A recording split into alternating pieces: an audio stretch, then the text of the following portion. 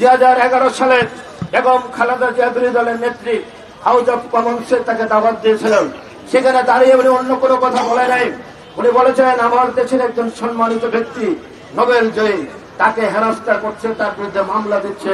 Doctor ইউনূসের সপক্ষে সারা পৃথিবীর মানুষের কাছে আপনার সপক্ষে কথা বলেছে। আপনাকে যখন ওয়াকার সাহেব সকল রাজনৈতিক দলকে ডাকে, তখন আমাদের নেতা মির্জা ফখরুল ইসলাম আলমগীর বেগম খালেদা জিয়ার সাথে আলাপ করে, তারেক রহমানের সাথে আলাপ করে ক্যান্টনমেন্টে গিয়ে ওয়াকারের কাছে প্রথম আপনার নাম যিনি প্রস্তাব করেন তিনি হচ্ছেন মির্জা ফখরুল ইসলাম আলমগীর। থাকা উচিত।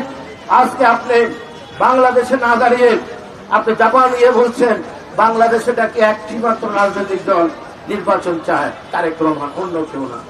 এটা কি সত্য? আজকে 100টি রাজনৈতিক দল তারা বিবৃতি দিয়েছেন আমরা নির্বাচন চাই ডিসেম্বরের মধ্যে। আমি দুটি কথা বলে শেষ করব। আপনার দুটি নাবালক উপদেষ্টা, একটা আসিফ আর একটা হল মাহফুজ, তারা কি কথাবার্তা বলেন? ডক্টর খলিল একজন খুনি, 2টি মার্ডার কেসের আসামি, খুন হওয়ার পর ভেঙে গেলেন, আর এত বছর পরে আমেরিকার পাসপোর্ট নিয়ে বাংলাদেশে এসেছেন। এই খলিল এবং যার কাছে আপনি জাতীয় নিরাপত্তার দায়িত্ব দিয়েছেন, এটা হতে পারে না।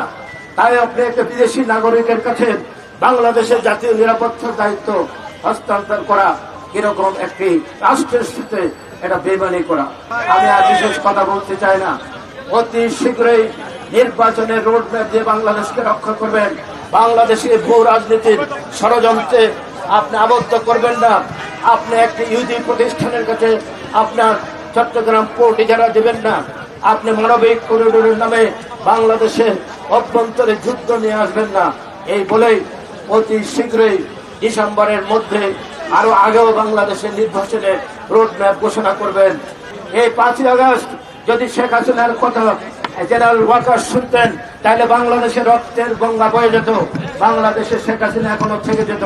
কিন্তু সেনাবাহিনী, মুক্তিযুদ্ধের সেনাবাহিনীর জেনারেল ওয়াকার ডিপ কমান্ডারদের নিয়ে বৈঠক করে শেখ হাসিনাকে তার মাতৃভূমি ভারতে তার বাবার দেশে পাঠিয়ে দিয়েছে। আর এই নাবালক বাচ্চারা আপনার দাঁড়িয়ে কেউ কেউ বলেন যে একজন ব্যারিস্টার হঠাৎ করে লন্ডন থেকে এসেছেন, যাকে সেনাপ্রধান নাকি সীমা অতিক্রম করেছেন। তাই আমরা বলতে চাই, আপনারা কাদের এজেন্ডা নিয়ে বাস্তবায়ন করতে চান? সেনাবাহিনী বাংলাদেশের ভ্যানগার্ড, বিএনপি বাংলাদেশের ভ্যানগার্ড, শহীদ প্রেসিডেন্ট চেয়ারম্যান এই দলের প্রতিষ্ঠা করেছেন। এই দল না থাকলে অনেক আগেই বাংলাদেশের সীমানা মানচিত্র পাল্টে যেত।